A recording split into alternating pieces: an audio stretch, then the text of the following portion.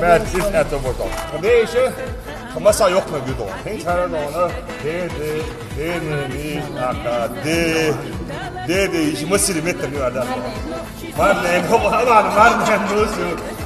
Var pi kan da hålla la ut för att det alla طبعا وصفه عشان وصفه بعد كل شيء ليش الاردن كثير وضع خلق وتعالى باخ دي خلق لي لباخ نرسى مع نحوم نقر دي غليوحو دالا حي الليو نخشي حبير كدو خينا حي زرنا لا يمحو حستريو